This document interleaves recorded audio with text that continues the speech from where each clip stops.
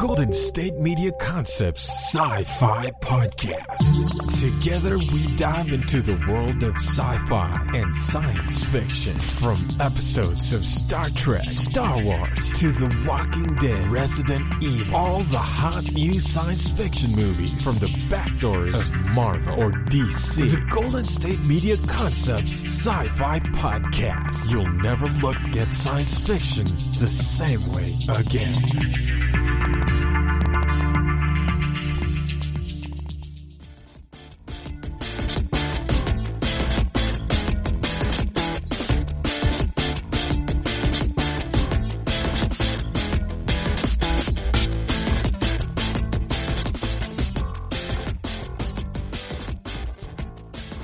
Thank you for tuning in to the GSMC Sci-Fi Podcast, brought to you by the GSMC Podcast Network. I'm your host, Alex. Today, I want to talk to you guys about Jaws. Jaws was my favorite movie when I was 4 years old, and it continues to be one of my favorites today. It is, in fact, one of very few movies that I have a hard copy of in my home, and I watch it frequently. So, today, to that end, I want to talk about Jaws as an allegory for COVID-19, as folks tend to start reopening beaches and everything right now, and crying out about the economy. It feels rather apt to me, and today I watched Jaws again, just for some research as I went along. Did I need to watch Jaws again? No. But if you get to watch Jaws for work, you're going to watch Jaws for work. Am I right? So we're going to start out with Jaws at the very beginning of the movie and work through this allegory as we move along with the plot. So in Jaws, I think most people have seen it at this point, but if you have not, there is a slaying in the water of a girl at one point. So she's a teenager or early 20s, and they're out having a bonfire on the beach in the opening of the show, the movie. And she and this guy are drunk at a bonfire, and they're going to go swimming in the dark in the ocean. So she makes it into the water, but he's too drunk to really get to that point. And so he falls asleep on the beach as she gets eaten by this shark.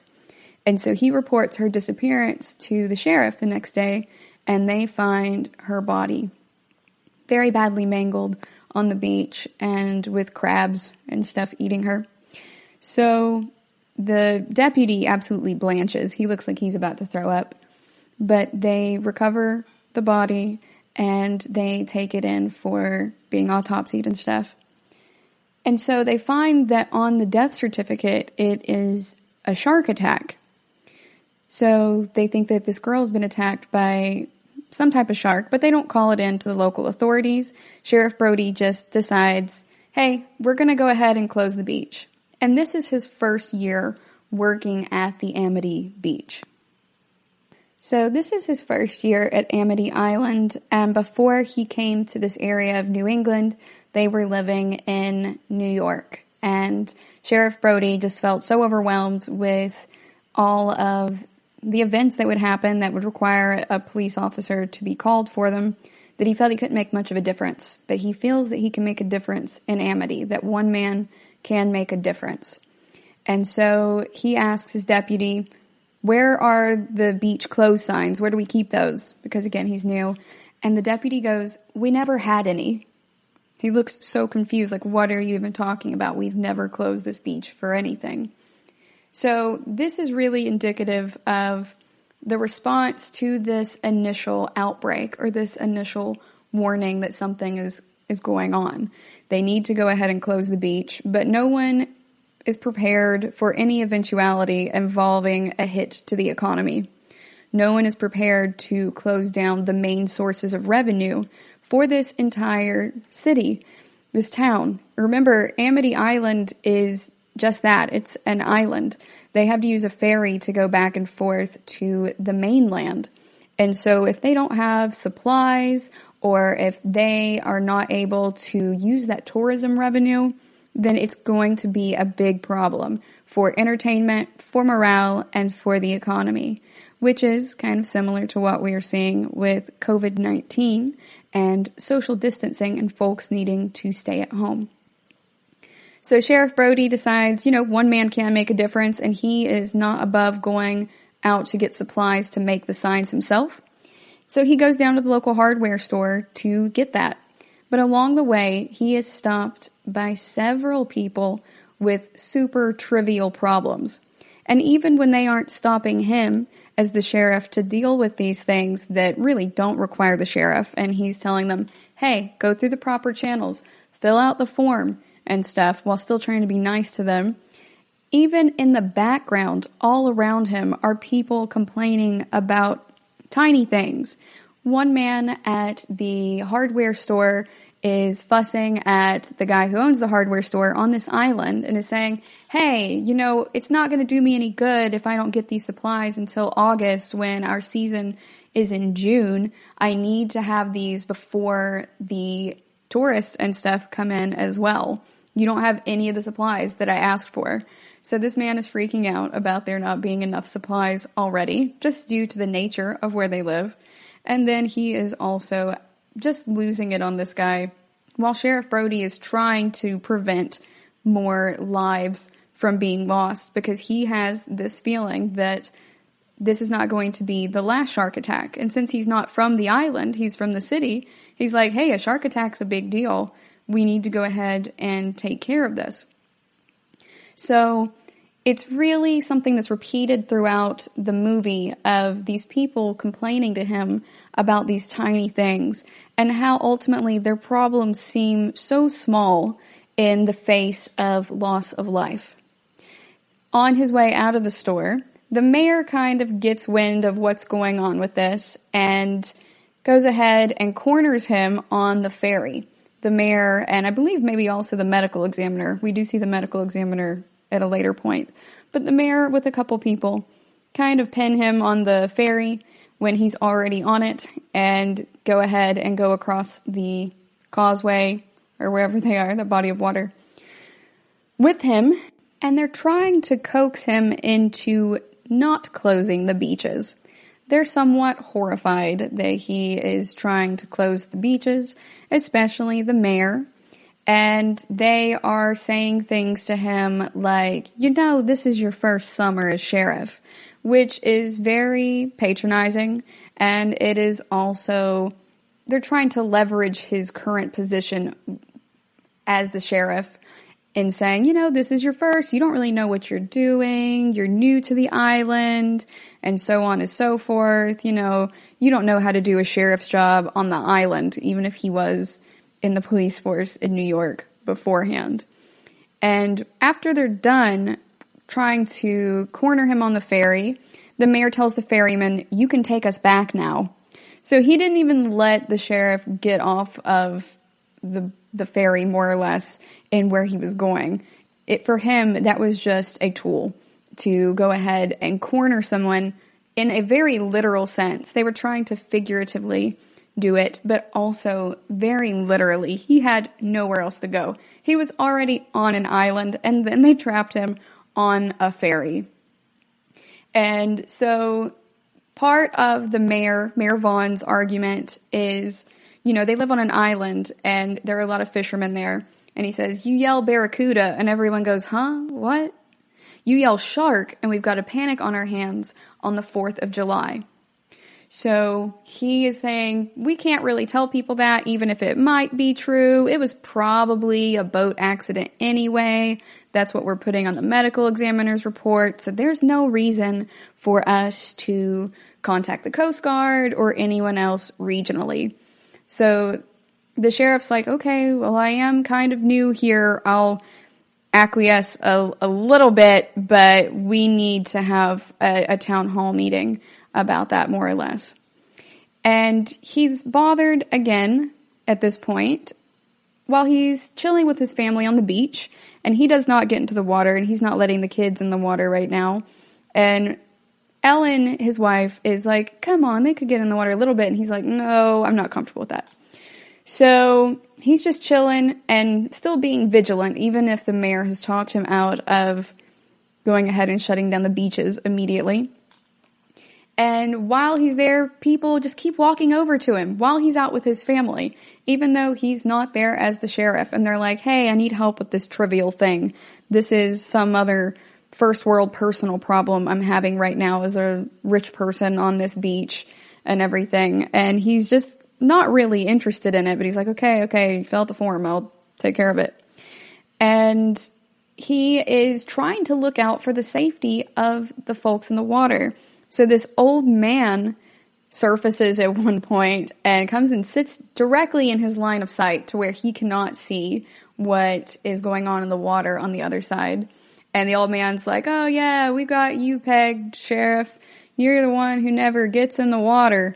And he's giving him a hard time and just razzing him about not getting in the water, which is also a form of hazing that I've seen in local areas that are trying to make sure that someone is aware they are not part of the group. It's like, oh, you don't do the things that the rest of us do. If you were from here, if you were a real islander, then you would really be in the water and you wouldn't be scared of it. You're a silly city boy. So the only thing the sheriff says to him is, that's some bad hat, Harry. So you may recognize the line, that's some bad hat, Harry, from the Bryan Singer logo and the name of his production company. It's called Bad Hat Harry, and it's from Jaws. So it's just Sheriff Brody going, essentially, get away from me. That's some bad hat, Harry. And that's all he has to say on the subject to this old man giving him a hard time. And it hurts the old man's feelings, more or less, and he walks off. So it's super effective. But also, everyone at this point is just kind of talking down to Sheriff Brody, and they're treating him like he has no idea what he's talking about. But he's clearly been in the police force for a long time. And for him, he does seem to understand exactly what's going on and how to treat a threat, whether that is non-human animal or human animal at this point. So everyone around him is patronizing the actual person who is kind of an expert in this field, an expert in human safety and keeping the population safe, even if he's not an expert in sharks.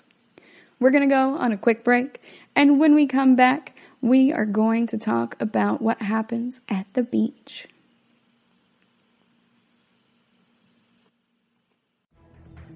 Want to find out what movies to go see? Then check out the GSMC Movie Podcast. It's your ticket to the latest movies, whether it's a new blockbuster event, romantic, comedy, or action flick. This show has got it all covered. They talk some what to go see now. Don't bother. What's hot on Netflix and everything in between. That's gsmcpodcast.com/movie-podcast. When it's all about the movies, it has to be this new show. Don't forget to like them on Facebook and follow them on Twitter. Visit gsmcpodcast.com for more info.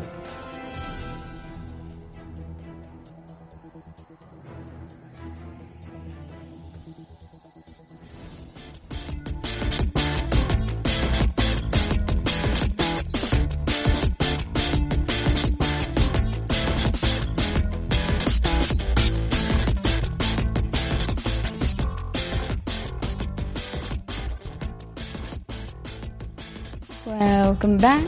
Before the break, we were talking about Bad Hat Harry, as well as the sheriff trying to get the beaches closed following the very first death. However, they don't allow him to close the beaches, and so Sheriff Brody is hanging out on the beach, trying to still be vigilant, even if they are not paying him any mind and they're not listening to him. But while they're at the beach, a little boy gets eaten on the little inflatable raft he was playing on. His name was Alex. So Alex Kintner's mom is understandably very distraught about this, as she doesn't really see her son attacked, but she sees the bloody raft kind of wash up ashore, and it has all these tears in it. And she puts up a $3,000 bounty on the shark in a ton of newspapers throughout the region. So not just on the little island, but all around that area. And $3,000 is a lot of money in general, but also this movie was set in like 1975, around the time when it was filmed. So that is quite a bit of money at that point. So once that is out, there's no putting the shark back in the bag, and so the mayor has to hold a town hall meeting about what's going on.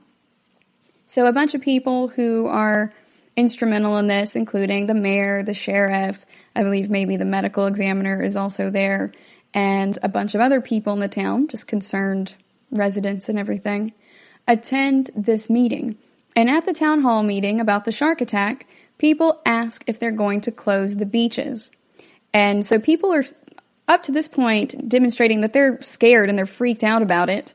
But when Brody says yes, they are closing the beaches, and that they're also bringing in some oceanography scientific experts from the mainland, people start losing their minds. And they start yelling over top of him, saying that they don't want to close the beaches and it's going to ruin their summer, and just absolutely more trivialities that Sheriff Brody is getting bombarded with. And I feel that in this case, for the most part, Sheriff Brody is like the World Health Organization. He's those organizations that saw this coming, the individuals within these organizations that saw COVID-19 coming and warned us ahead of time that we needed to be using these preventive measures. And then the people around him patronized him and them and said, oh, it's just a bad flu. You know, this might just be a barracuda. It was probably just a propeller from a boat that got her. It's not that bad. And so they wait until more people have to die before they proceed with doing anything about it. However, all around them, people are still complaining that they more or less can't go to the beach, or in the case of COVID-19, to Applebee's, or wherever it is that people are upset about and rallying at the Capitol and everything to say that they want to be able to leave their homes again. So that is, in my perspective, what's happening at this point. And people absolutely lose it. So the mayor then just undermines Sheriff Brody and yells over top of them, only 24 hours. We're only closing it for 24 hours. We're going to temporarily close the beach. Just like with COVID, we're going to temporarily close the economy. We're going to temporarily shut down access to your external entertainment outside of your homes. And Sheriff Brody immediately replies that he did not agree to that. He's like, hey, that's not something that we talked about. You might not be able to catch the shark in 24 hours. You need to close it until the threat is gone, not just until the people are comfortable with it. And despite this, the people continue to be mad, and one even says, 24 hours is like 3 weeks.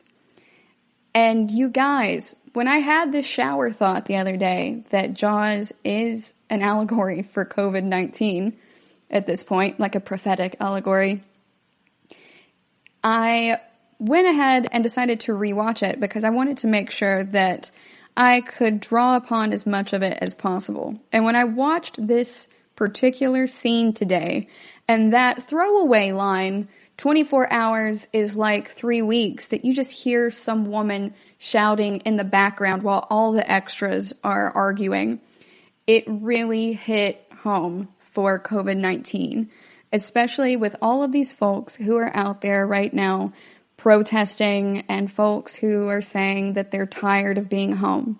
Now, I'm not talking about the people who need to get back to their jobs and their livelihoods. That is something that I also deem to be a failure of the government in many ways, and our politicians in particular. But I am talking about the people who are just wanting to go and get a haircut.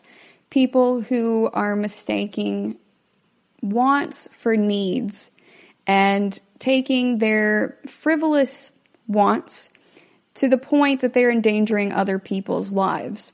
So this lady, much like people in this situation, are saying that 24 hours is like 3 weeks.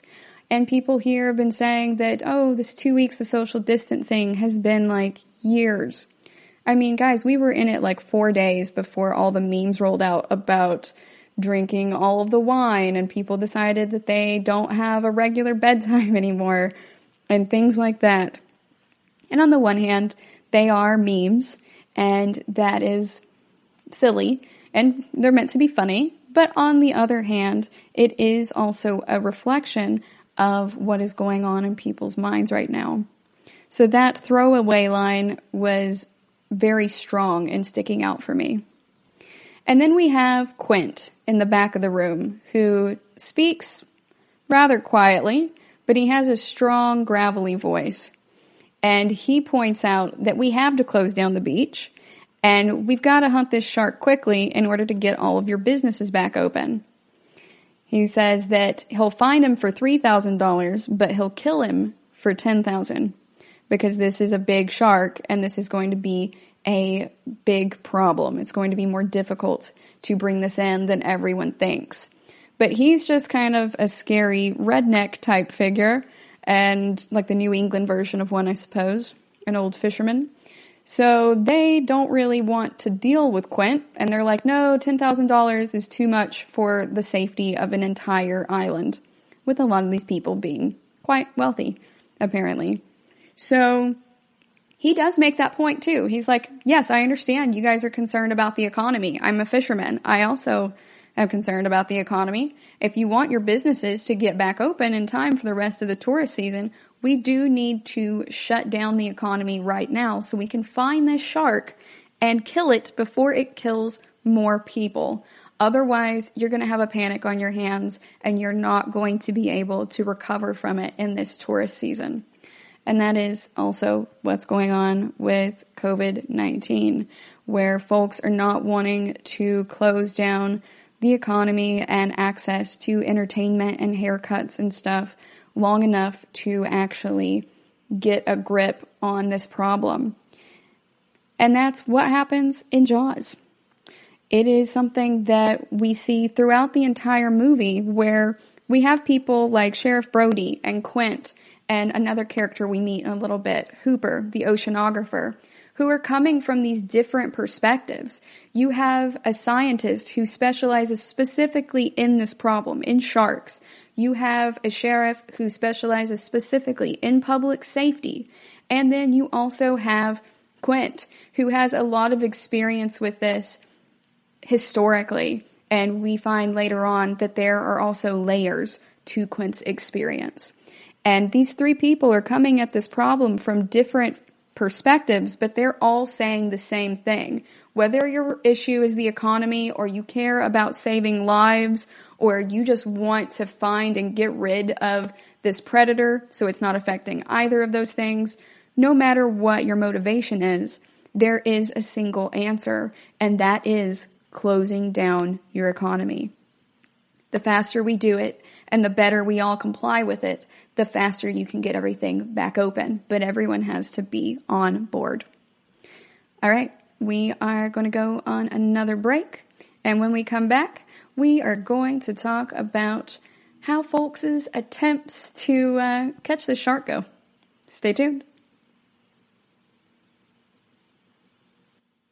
Tired of searching the vast jungle of podcasts? Now listen close and hear this out. There's a podcast network that covers just about everything that you've been searching. Hey! The Golden State Media Concepts Podcast Network is here. Nothing less than a podcast bliss with endless hours of podcast coverage. From news, sports, music, fashion, cooking, entertainment, fantasy, football, and so much more. So stop lurking around and go straight out to the Golden State Media Concepts Podcast Network. Guaranteed to fill that podcast itch.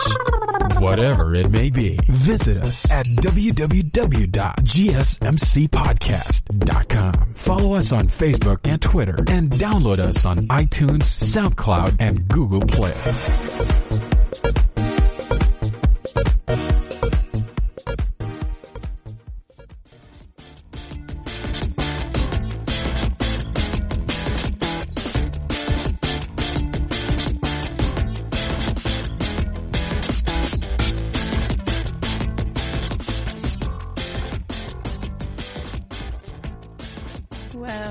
Podcast. Before the break, we were talking about the similarities between Quint and Sheriff Brody wanting to shut down the beach temporarily to get the problem handled, and everyone else fighting them on it and saying things like 24 hours is like 3 weeks, and how that is very analogous in a way to what we are experiencing with COVID-19 and having to shut down the economy with these stay-at-home orders.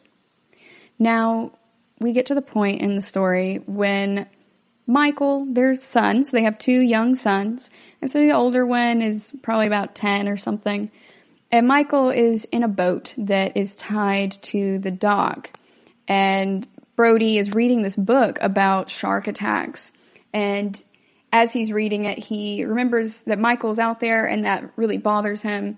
And he goes on the porch and he yells at him. He's like, "Get off that boat! Get off of it!" And he's very upset. You can hear the stress in his voice, especially like that parental stress where you're kind of panicking and fearful for another person. And so Ellen kind of protests at first. It's just like, "Oh, come on. It's his birthday tomorrow. He's not in the water. He's just in the boat." And so Brody kind of acquiesces a little bit and he gives a little bit. And then Ellen opens up the book that he'd been looking at and she sees the illustration in the book of a shark eating through a really large boat that's way larger than the one that Michael is in right now. And then she starts immediately panic yelling at him to get out of the boat.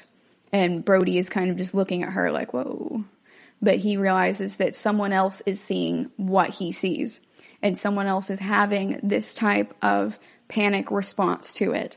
And it helps legitimize it for him in a way. Because up until this point, sure, 2 people have died, but even his wife is going, "Oh, it's okay. They can still go into the water. They're just in the boat." And that's like people right now who are going, "Hey, I can still go see some people. That's my family. I can go a couple places and it'll be fine. I'm not going out into the general public. I'm just going to have a dinner party." That's not the way it works, you guys. You are still in the water. You're still in the public and you're still at risk. You don't know where that shark is. It is invisible, unseen rather, not really invisible. Since we're talking about sci-fi, I should say that. Unseen, for the most part, through the first half of the movie. It is just an unseen force that comes in and kills people and then disappears again. And no one can tell when it's coming or where it's at until it is too late. And that is the same thing with COVID-19. It is an unseen force. You cannot tell necessarily who is going to pass it to you because now they think that some folks may be asymptomatic and still infectious. So it's important to stay out of the water, stay out of the public at this point. And that includes going over for dinner parties at your friends' houses.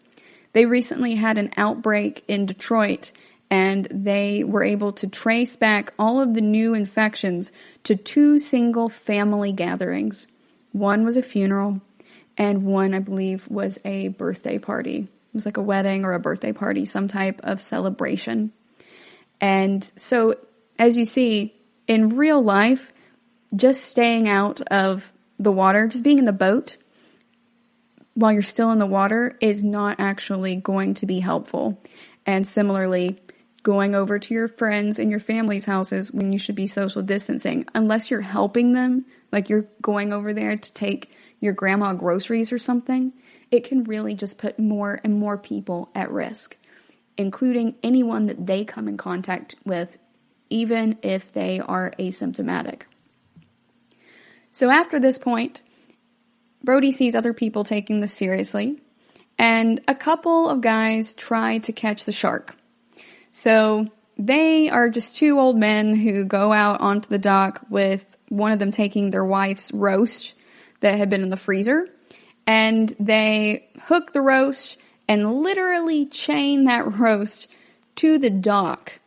And the shark does come and takes off with it. But it also rips the dock apart entirely as this unseen force. They don't get to see the shark. They just see the dock being taken away really quickly with one of the guys on it. And that guy is almost eaten by the shark. He very narrowly avoids being dinner in his hubris, because they thought that they could just go out and not have any knowledge about how this really works in hunting sharks or shark attacks or anything, and just literally chuck a roast into the water. Pun intended. So they chuck this roast into the water, and of course the guy's wife is mad at him because he, also ruined dinner, I guess. They make some comment about her freezer being empty, and Brody's like, that's not funny. Like, this is dangerous. And they see now as well how strong this creature is, but no one knows the size of it yet. So they're just going off of what they've seen so far regarding the shark having eaten the young boy and not finding any remains, and it being able to carry off part of the dock. But it's an older dock, I think, so they are still not taking it super seriously. But they do go ahead and decide everyone is going to go out because they want that $3,000. And Brody is trying to explain boating rules to everyone the morning after this happens.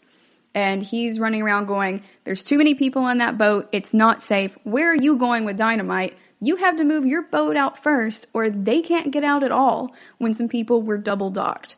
And all of those boats are far, far too small. All of the measures that are being taken, all of the preparations that these folks are undergoing in order to prevent this shark attack and to destroy this shark are way too small. They're too limited in scope and imagination and knowledge, primarily knowledge as to what's going on. And the ignorance is what is going to get them all killed, because they are making these decisions out of greed and out of ignorance. And as Brody is yelling at all these people, a guy comes up and is looking at them and is also going, hey, those people are doing something crazy. And that's dynamite. So pointing these things out to Brody. So that clearly this person knows what's going on. They at least are intelligent enough to go, hey, maybe you don't hunt sharks with dynamite. Hey, maybe we shouldn't all go out on these tiny boats all clustered together. You're gonna hit each other. You're not following the boating rules. And I really enjoy how they give that introduction to Hooper and explain to us who he is as a person before they tell us his title. So they did a great job with that in Jaws.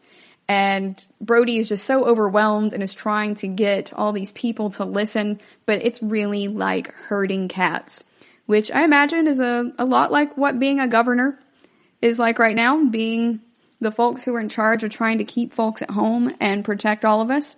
You have people who should be home and who are not staying home, and who are just ignorantly going out there and doing things that they should not be doing just because they feel like it, even though it's jeopardizing other people's lives. But it's also jeopardizing their own. And Hooper also points that out. He goes ahead and tells them that, the sheriff told me to tell you there's too many people on that boat. And they mock him. And he just goes, haha, they're all gonna die. And he's not, happy about it. But he does say, haha, at that point. So he just knows that those people are not going to make it because they are too ignorant and bullheaded to be truly effective in what they're trying to do. There's literally too many people in the boat. It's not safe.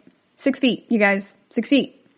So whether you're at the grocery store or you are going to get gas, you need to be very mindful about what's going on. Are you using the correct tools in order to achieve the outcomes that you want, or are you trying to kill a shark with dynamite? We don't want to go too far in either direction at that point. One is too little, one is somehow too much, but also still incredibly ineffective. So you want to make sure that you are doing these things in the right order and that we are taking it seriously when the sheriff or the head of the CDC and such tell us that there are too many people in these areas. It sucks that we can't get our hair cut, you guys. But right now, we're all staying at home anyway. No one can see us but our cats and the other people we live with who have probably seen worse. So let's all stay inside. Let us follow the procedures. And when they're ready to reopen Applebee's, they will. Again, this is not meant for folks who are essential personnel or folks who are unable to stay at home for whatever reason. And that includes the fact that you are having issues with socioeconomics and our government not making sure that people can still have access to their health care and benefits in the middle of a pandemic because they are also not able to actually go to work. And so they've been laid off or furloughed. I'm not talking about those folks. I'm talking about folks who want to leave for purely selfish reasons, like just wanting to get a haircut. All right, we're going to go on another break, and when we come back, we're going to talk about what happens when these folks all get out on the water.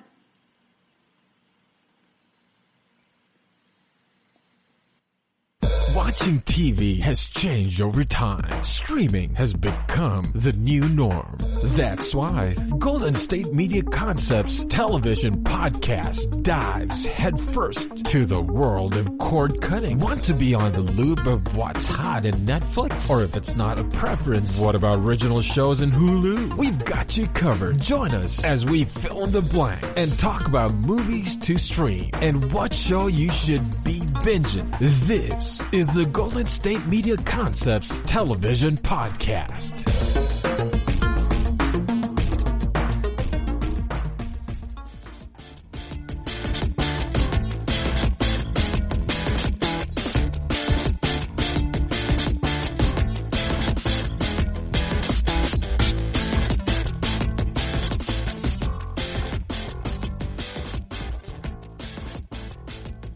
Welcome back. Before the break, we were talking about the introduction of Matt Hooper, our oceanographer that's come from the mainland that Sheriff Brody told us about beforehand. So he is our scientific expert, and he has come in to get an idea of what's going on with this shark. And he is also concerned that the people who are going out there are going to die because as a shark researcher, he is quite familiar with boats. He is also quite familiar with sharks, and he understands that they are woefully unprepared on many fronts. So, at this point, these people get out in the water, and we see that they're way close to each other. They're almost running into each other with their boats. There's plenty of ocean there for them to get out of the bay, and yet they are still way too close. This one guy just tosses dynamite willy-nilly and almost hits another boat. Another guy is just chumming the waters. Several of them are just chumming the waters as they go along. And it's clear that Hooper's hypothesis is correct, or his supposition is correct, in thinking that these people are clearly largely novices and they're unprepared for what they're encountering. They have boats for fishing, but this is not the type of fishing that they are necessarily accustomed to. They're trying to bring in something that's big enough to really take down a human. And so that's where he's coming from at that point. Hooper does get to go ahead and finally introduce himself to Sheriff Brody at this point, and Sheriff Brody is so excited to see him and just grateful that he has someone to give them actual solid data at this point. He's thankful to have an expert around. And so they go ahead and have this conversation, and Hooper's like, I need to see the remains of the first victim. And it's the girl who was swimming at night, which is the only body they've been able to recover so far. And he determines that it was definitely shark-related and not at all a boating accident. And from the look that Sheriff Brody gives the person who appears to be the medical examiner in this movie, it seems that while Sheriff Brody could not be swayed by the mayor to make those changes, to keep the beaches open and everything, and to try to convince him that it wasn't a big deal, he was able to do that for the medical examiner, and it seems that the medical examiner amended their report to say that it was a boating accident.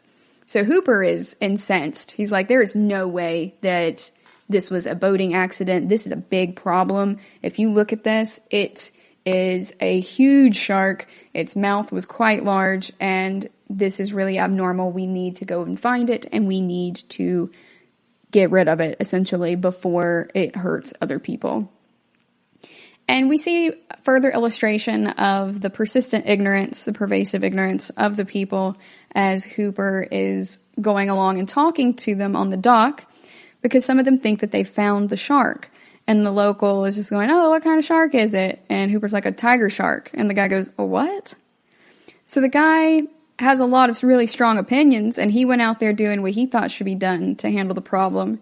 But he is woefully uninformed as well. And that's the importance of having an informed opinion. I know that the saying is that you have the right to your opinion, but really, I do agree with some philosophers and poets who say that you have the right to an informed opinion. That quote of, you're not entitled to your opinion, you are entitled to your informed opinion, no one is entitled to be ignorant, is generally attributed to Harlan Ellison. And I think that it's a very good quote. I think it's very reasonable in expecting people to do a little bit of research before you make up your mind about something, and to be open to more information. And that's all that Hooper and Quint and Brody are really getting at, is that these people need to just try to be more informed, and that is going to help out a lot. But folks are acting before they think, and just acting completely without thinking, or only in thinking of money at this point. They're thinking about the economy. They're thinking about how they can capitalize on this shark being here, when there are people who've actually died so far. And we also see that happening with COVID-19.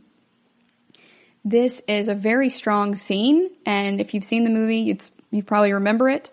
Alex Kintner's mom shows up as they have that shark strung up, and she's wearing all black with a veil and everything over her face because she is in mourning for her son. And she slaps Sheriff Brody right across the face. And she does it because he didn't tell anyone about the shark that killed that girl before her son was killed. And she's like, I just found out that you knew.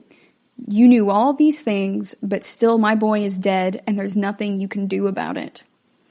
And Sheriff Brody is the wrong person to blame for this. Just like people were recently trying to blame the World Health Organization. And the World Health Organization's like, hey, we tried to tell you guys that this was coming. What the governments do with it is out of our control. But we tried telling everyone. We did warn everyone. Here is the dates for when we warn folks. And your governments chose not to do anything about it. But again, the scientists and the public health people, the people who are in charge of public safety, are the ones who are getting a lot of this flack, rather than the actual politicians who are behind it. And so we see Brody get slapped for something that is very clearly Mayor Vaughn's fault. And so Mayor Vaughn goes, I'm sorry, Martin, she's wrong. And Sheriff Brody goes, no, she's not. And you can see that he's very upset. He is not just upset that it's the mayor's fault, but he's upset with himself for letting himself be talked out of closing the beaches sooner and doing whatever needed to be done to save these lives. Because Sheriff Brody is also a parent, and for him, this is very difficult, both as a father and as a public officer.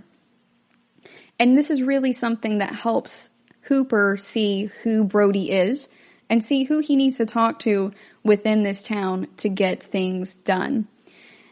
So, Sheriff Brody, the next scene that we have him in, he's at his home, and he is making faces with their youngest son, Sean, and it's really adorable. Sheriff Brody is like dad/husband goals, in my opinion. He's very wholesome too, and he models for his kids apt communication about emotions and physical affection and stuff. So he has been sitting there with Sean for a little bit, and he goes, give us a kiss. And Sean goes, why? And he goes, because I need it. And the little kid kisses him on the cheek and then runs off. And it's super adorable as a father-son moment, but it's also showing us how this is really affecting Chief Brody. Because at this point, we know that the kids have been dying. It was a young woman first, and now it has been a kid that was about Michael's age or so. And it's a small island. Everyone knows everyone. And it's really getting to him at this point that he could have prevented a death for someone else's Sean or Michael. So while they're chilling at the house, Hooper goes ahead and drops by with 2 bottles of wine and is explaining how these sharks behave. And he's like, I know they don't want us to cut open the guts of that tiger shark, but I don't think that's the right shark. Here's the evidence why, and presents his case. And Brody asks him again. So it keeps swimming along in an area that has a rich food supply until the supply is gone. Is that right? And Hooper says, yes, that it's called territoriality. Now, COVID-19 in and of itself is not territorial in nature per se. It is instead still subject to spreading in that way, though. It needs hosts to reproduce and to spread. Staying off the beach flattens the curve. Staying off of the streets and out of the general public flattens the curve. And that's what Brody and Hooper and our public health officials that we have today are trying to get across. Because this virus is going to keep reproducing and spreading in hosts within its essential food supply until that supply is gone. So the only way to get rid of the virus or get rid of the shark is to close down the beaches, to keep everyone distant from the virus or the shark until either it goes away and fades out on its own without having any new hosts, or until we go ahead and get rid of it completely. But there are really only 2 ways. Either the virus just disappears, which you cannot count on it doing, and especially not going away and staying away any more than you would just trust a shark to leave and stop attacking people.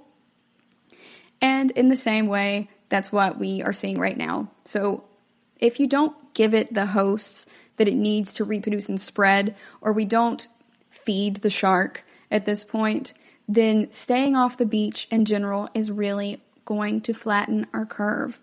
Which is why, in my opinion, it is very wild that a lot of states are trying to open up certain components right now that are not really essential. It's dangerous, and it can lull folks into a false sense of security. But we will see how that goes as these states continue doing these soft rollouts of reopening the country right now, despite what the experts have recommended. We're going to go on another break, and when we come back, we are going to continue talking about Jaws.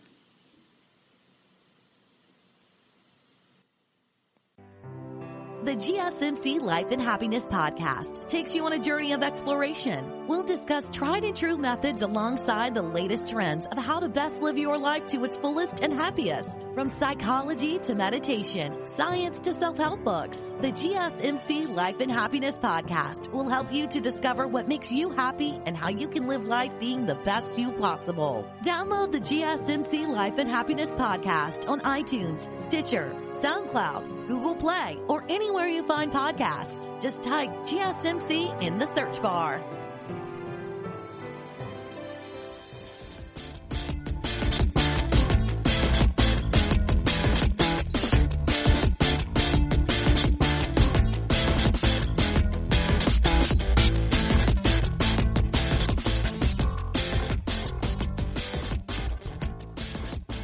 Welcome back.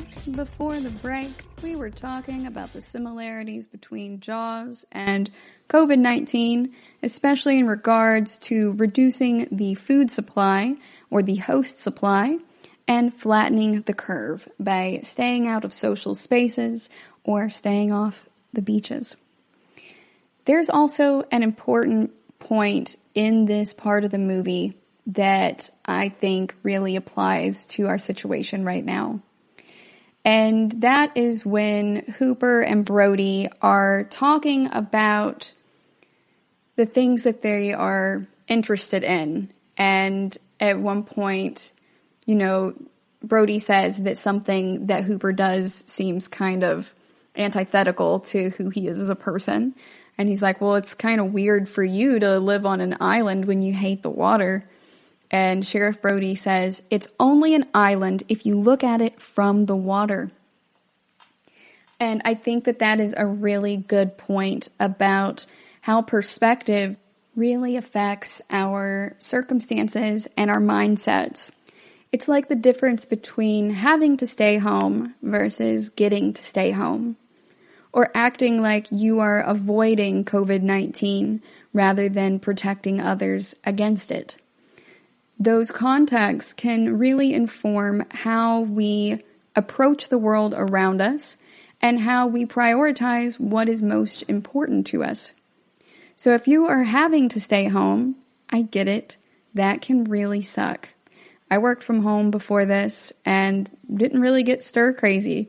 But now that I am at home because the government says I have to be home and my gym is closed, and that was generally my outlet for all of my energy and everything, it's been an adjustment for me too. And I don't like not being able to leave and go do things, even if I didn't typically want to do them before. That's kind of just human nature. However, it's still important that we do so. And my perspective on that is about protecting others against it. It's not just avoiding it myself. It's about making sure that if I have it and I'm asymptomatic, I don't transmit it to other people. Making sure that if I have to stay home, that I try to look at it more as getting to stay home, because that is going to make it seem less awful. Now, I know that it is very similar in principle to the introvert-extrovert scale, and how introverts giving performance reviews is something they have to do, and for extroverts it's something that they get to do, and it does contextualize it differently. But we do have control of shifting our perspective. And again, as Viktor Frankl says, when you can no longer change your circumstances, you are challenged to change yourself. So in this regard, Brody and Hooper go out at night to gut that tiger shark anyway, against the wishes of the mayor, and they find that it's definitely not the shark that they wanted. So they take the boat out at night, and they find Ben Gardner, a local fisherman. They find his boat abandoned in the area the shark's been feeding in. And Brody recognizes immediately, because he knows Ben, and Hooper gets in the water to check out the hole and finds a huge shark tooth embedded in it, as well as Ben's corpse. So Ben's corpse kind of scares him into dropping the evidence, but Brody trusts him when he says this is a great white shark and that this was a huge tooth that he had found. He knows that Hooper is the expert, and he just trusts the expert to do his job. Also, I think that there are so many people disbelieving Brody that he is more inclined to believe the expert himself. And that is really nice, even if they are coming at it from different perspectives. And they try to take this to the mayor the next day, and Hooper says, I pulled a tooth the size of a shot glass out of that boat. And then he's like, you are not going to have a summer at all if you don't close the beach. But he still doesn't want to do it. And Mayor Vaughn says, I don't think either one of you are familiar with our problems, because neither one of them are islanders, and they still have an us versus them mentality. And getting to the point that different people in the U.S. do have different types of problems, and these may be based on geographic location or socioeconomic status, as Hooper is also rich, and the bisections or intersections of many of these different aspects. And Hooper says, I think that I'm familiar with the fact that you're going to ignore this particular problem until it swims up and bites you on the butt. And he's right about that. Folks don't care about a lot of these issues until it becomes personal for them.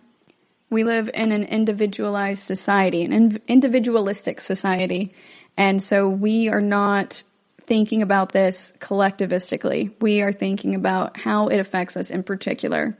And since that is largely a part of American culture, I think it really speaks strongly as to why a lot of folks aren't really seeming to care about this, and they aren't acting like it is a real issue, because it hasn't impacted them personally, which is just like many other problems in the world today.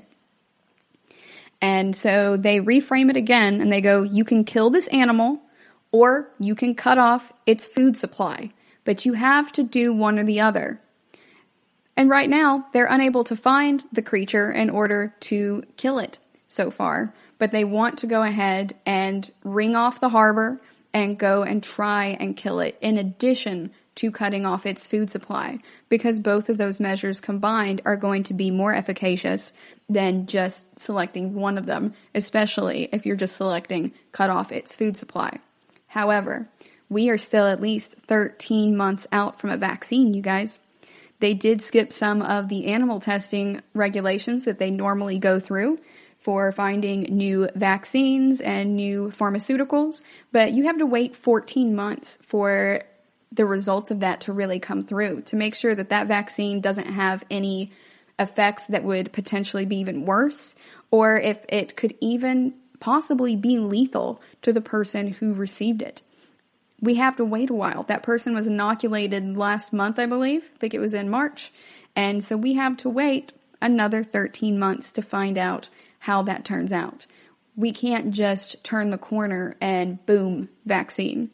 Also, this virus mutates at about a rate of 2 base pairs per month.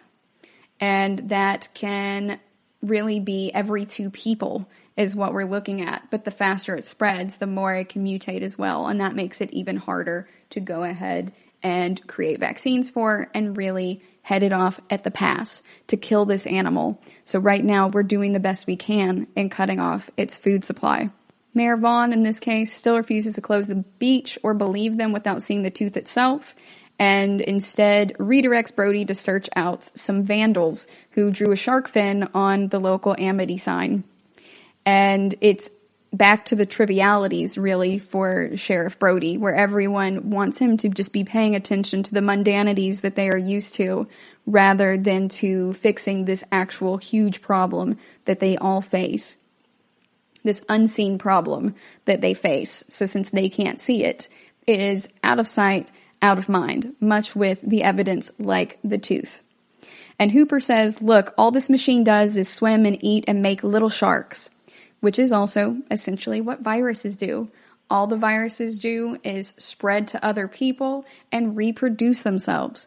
Reproduction is the goal of all life forms, and whether they be human or whether they be sharks or whether they be viruses, that is what life forms do. And Hooper also tells him that, you see the proportions on that sign, they're correct. That shark is that big. And Mayor Vaughn says, you'd love that, wouldn't you? Get your name in the National Geographic. And Hooper just laughs incredulously at him at this point. And that's how a lot of scientists feel. Scientists don't want to find horrible things that cannot be solved. We like solvable problems. Those are the best kind. Just finding a new problem, not so great. Getting your name into National Geographic, okay. I mean, people who read National Geographic see it, but can you remember the name of any of the folks that you've read about in National Geographic? I remember the items I've read about over the years, like the creation of nitinol, and I remember what that stands for and how it's like a spring-form metal that allows you to turn your glasses that are made out of them back to their original shape using different types of water temperatures and stuff like that, and how they make little baskets out of them for blood clots. But I could not for the life of me tell you what person or what organization was involved in making any of that. And that is very similar to how scientists view this in general. Sure, you could get your name in National Geographic, but to what end? For a lot of scientists, that is really not the end-all, be-all. We just love science.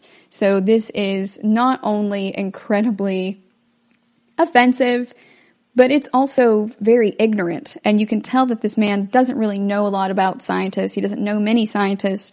And this is his general perception of who they are, even when he has one in front of him saying the very direct opposite. He just wants to fix the problem. And so the mayor continues to dismiss them. And he says, if you fellas are concerned about it, you do whatever you have to do to make those beaches safe, but they will be open this weekend.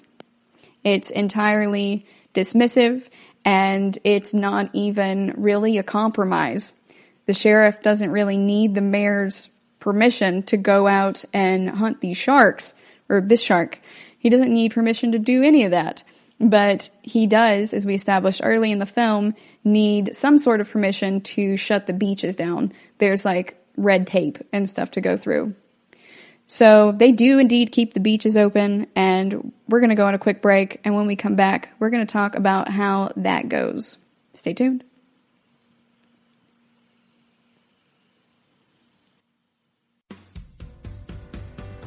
The Golden State Media Concepts Travel Podcast, the show that gives you advice on everything travel. We explore places you've always wanted to go, as well as giving tips for traveling in those places. We'll give you advice on the best sites for travel tips, information, and discounts. Join us as we travel the world, explore cultures, and meet new people. The Golden State Media Concepts Travel Podcast has got you covered. Download the GSMC Travel Podcast on iTunes, Stitcher, SoundCloud, Google Play, or anywhere you find podcasts. Just type GSMC in the search bar.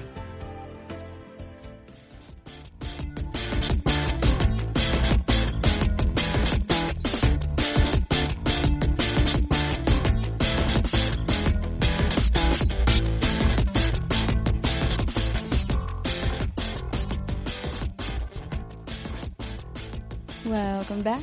Before the break, we were discussing how the mayor is absolutely not listening to the scientific experts nor the public safety officials, and is just focused on the economy and how it's going to affect his politics. So they're all in the water 4th of July weekend. There are huge ferries bringing tons of people over. It's not just the islanders. It is tourist season, and this is one of their biggest days of the year. So someone does a shark prank and accordingly almost gets shot. Some kids being silly. And Brody yells at the lifeguard to not use the whistle. It seems he is trying to comply with Mayor Vaughn's wishes. He's backed down a little bit. And he's like, hey, don't use the whistle. Don't use the whistle. And then the actual shark ends up in the pond lagoon area where Brody's son Michael is boating and Sean is on the beach. And Michael ends up being okay, but he sees a man shredded right in front of him and goes into shock and has to go to the hospital. And while they are out there, one of the locals yells, somebody shoot it! Doesn't anybody have a gun? And it is so remarkable how people panic as soon as they realize something's real and simultaneously wonder why no one is prepared when that individual also was not prepared for the situation. So they're going, hey, why doesn't anybody have a gun? Why is nobody taking this seriously? Somebody just shoot the thing. Of course, you just bring a gun to the beach. No, like there are actual steps that have to be put in place. There are measures that need to be put in place to prepare for things like this, and they need to be followed in order. There is a huge importance for standard operating procedures. And if you don't follow them, then you end up at the beach with a shark that everybody is screaming at you to shoot, but no one has the appropriate equipment to come out and shoot it. So Vaughn has kind of a crisis of conscience at the hospital as well. And he apologizes to Brody and has a low-key anxiety attack. And Brody's like, you need to sign this paperwork to close the beach and hire Quint. We need to pay him the $10,000 to go ahead and handle this before it gets any worse. My son he almost died today. And Mayor Vaughn was like, my kids were on that beach too. So he cares about it now, and he signs the paperwork now But that is because the crisis has to be personal for many humans, especially those in individualistic societies, to take it seriously. They can believe in the unseen when it is something that can be felt, like the wind, but not when it wears the name of virus. Humans are capable of believing in the unseen in a variety of contexts, but are strangely reluctant to accept that this unseen force is definitely real, even when folks are dying of it in droves. So they go out on the boat with Quint. TLDR of that. So we get some nice moments that are not related to the sharks. It's just bros being bros. And at first they're a little antagonistic towards each other, but then they end up bonding over their scars of being bitten by different fish over the years, their heartaches, and also booze before the shark attacks the boat. And during this part of the story, Quint tells them the story of the USS Indianapolis. And if you aren't familiar with it, it is in fact a true story, the general story of the USS Indianapolis, not specifically Quint. He was supposed to be a made-up character. But during World War II, the USS Indianapolis was supposed to be taking components for the first atomic bomb that was dropped on Hiroshima. And that included some enriched uranium and some other supplies. So they delivered those, and then were heading to a new destination when they were torpedoed. And 1,100 men went into the water. The ship really did go down in only 12 minutes. It went down so quickly they couldn't deploy a lot of the life rafts and the other life preservation components. And so about 300 people died in the ship. So naval officers and Marines, enlisted men, they all died still in the ship. And then there was about another 900 to 1,100 who went into the water at that point. And then 2/3 of them did not make it out, either from delirium brought on by dehydration and exposure and drinking all of that salt water, or from sharks. And they estimate, in actuality, that several dozen to 150 men died specifically from the sharks. And so that's what Quinn is talking about when he's saying that they were picking folks off at about 6 sharks per hour. And they were in the water for about 5 days before a pilot saw them and went ahead and hailed someone else to come in and pick them up. And there were about 316 men that came out of the water. The sharks and the dehydration and the delirium took the rest. And some of them were also having trouble with other issues, like the delirium was making them think that the ship was down below and that they could just go into the galley and get food and water. They were very much out of it. And so some ended up accidentally drowning themselves or trying to swim down to the ship to get food, even though it was underwater, and then getting picked off by the sharks, and so on and so forth. And that was June 29th/30th, 1945. It happened about 15 minutes past midnight, and it is one of the largest shark attacks in history. I believe it may be the largest shark attack in recorded history. And it's very bleak how Quint tells it, because it's a very bleak experience. And we see that his experience with fishing and with sharks in the open ocean is more than him just being a salty old sailor. He has some very serious baggage from these sharks. And they're drunk at this point, so he delivers this excellent monologue. It's one of the best monologues in film history, or at least one of my favorites. And then they drunkenly start singing drinking songs. So the shark attacks at that point, and Brody tries to do the right thing again and call the Coast Guard, but Quint whacks the radio to death, intent on killing the shark himself. He wants the glory for it, and he also really hates man-eating sharks. So this is something he's intent on doing himself. Hooper goes into the shark cage to try to stab it in the mouth with some strychnine nitrate, because he essentially needs to poison it, but he can't get it through the shark's hide, so he needs to try to get it in its mouth. But the shark comes at him from behind, and Hooper drops the stick before being forced to abandon the wrecked cage. And so they think that he's dead. And then the cage is ripped from the ship by the shark being on top of it.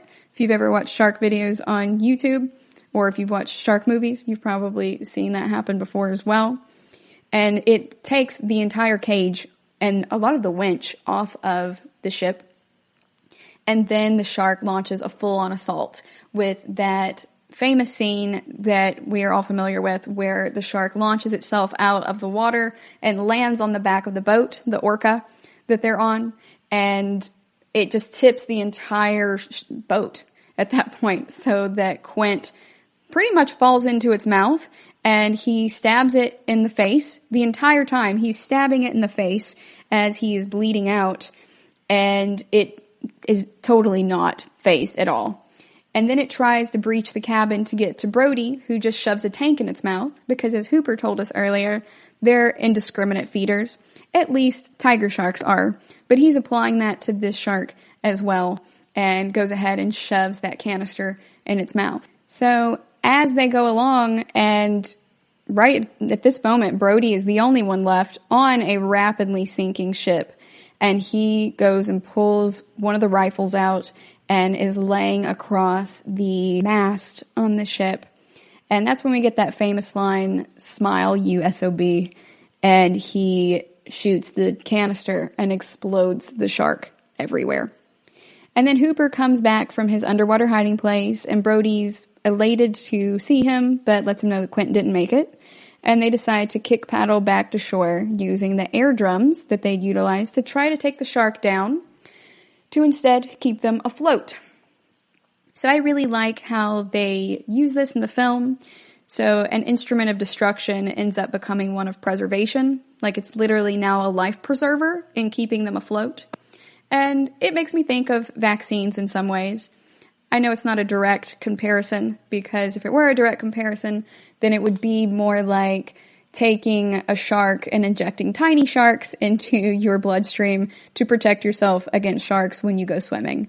But it's not that straightforward. However, it is taking an instrument of destruction, like a virus, and turning it into a life preserver, which is a vaccine, something that prevents the initial problem from destroying you.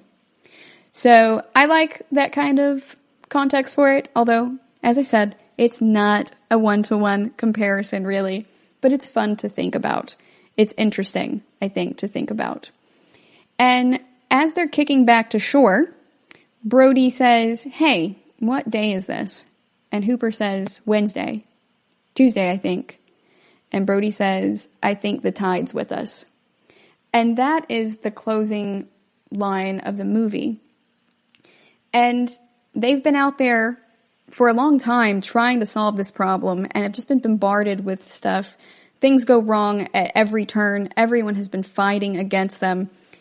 And they finally achieve their goal. And it's like the dawn of Easter morning for Dante, or almost like the dawn of the third day when Gandalf pops up and they're saying, I think that things are going to be all right now. The tide's with us at this point. And I think that it's going to feel perhaps similar about that when we all get to come out of social distancing with COVID-19. I know a lot of us are already like, hey, what day is it? And this has been the longest no-shave November in history, you guys. But even if we don't know exactly what day it is, we are all in this together. The tide's with us. The public is with us. Remember, earlier the public was the water, and that theme carries throughout the entire movie. So now everyone is on the same side again, and they think that together they will prevail. I also really enjoy one of the other major lines from this movie, which is, "We're gonna need a bigger boat." So the first time Brody gets to actually see the shark when it breaches while he's chumming the water and almost gets him, he just kind of backs up into the cabin and is in shock, much like Michael was, and was like, "We're gonna need a bigger boat." And he's able to shake it. It's not true medical shock, but he is shaken by seeing this. And it also calls to resource scarcity or an underwhelming response capability in the face of overwhelming odds when that shark's actual face is revealed to Brody and he sees for the first time the true enormity of the situation that they face. Now's a little late for a bigger boat, though. They would have needed to commission that or elect for stronger measures before they initiated this response effort. And similarly, we see that with COVID-19. Now that we are faced with the true enormity of the situation and we are potentially going to have to bury folks in mass graves like we did in previous pandemic eras, it is a very real problem. But now we are at that point of no return. It's a little late for a bigger boat. We're having trouble keeping folks just social distancing. We have people outright defying the social distancing and stay-at-home orders and going to the Capitol and rallying for being able to go out into the water. It is very much biting off your nose to spite your face with the real-life aspects of COVID-19 as well as the shark with Jaws. It's about that underwhelming response capability when he says, we're going to need a bigger boat, knowing full well they are already facing it. They are out in the middle of the ocean. They are in the middle of this, and there is no turning back. They just have to continue with the plan that they already have. I also wanted to mention the size of the shark. So I absolutely love sharks, you guys. I am on Twitch as Sharknado Week, where I like to stream. And I wanted to talk to you guys about the size of the shark real quick before we close this. There was a 2014 feature created by Discovery Channel on a shark named Deep Blue. And they believe this is the largest great white that has ever been filmed. They measured her and tagged her about 20 years ago, and she's continued to grow since then. She's more than 20 feet long, and they believe she's at least 50 years old. The shark in Jaws is 20 to 25 feet long as well. So Brody thinks it's 20 feet, and then Quint tells him, no, it's at least 25, and he explains to him how to tell how long the shark is. And for perspective, the Smithsonian says that the average female great white shark typically measures between 15 and 16 feet, and males tend to measure between 11 to 13 feet. So this shark is quite large in real life, but we have footage as recently as last year of someone free diving with the shark and being able to reach out and touch it, and it just swam past her totally fine. It was not interested in eating this lady or anything like that. But I just want you guys to know that giant sharks like that can exist out there. They are rare, much like these novel types of viruses that can really negatively impact our health in such crazy ways. We talk about these things as though they're mythological until they actually pop up and become a problem. But if you don't listen to the folks who are trying to give you the warnings, then by the time it becomes your personal problem, then it's too late. And so it's important to listen to the health experts, not necessarily to the politicians, at least not solely the politicians. Much like Mayor Vaughn, they have their reasons for wanting the economy reopened. And much like Mayor Vaughn, they may very well not be right, and they may not be acting in true faithfulness to the people they are supposed to represent. Remember, they are not your leaders, they are your representatives, technically, in our system within the United States. So make sure that you do have an informed opinion. Read about this. Listen to the actual experts.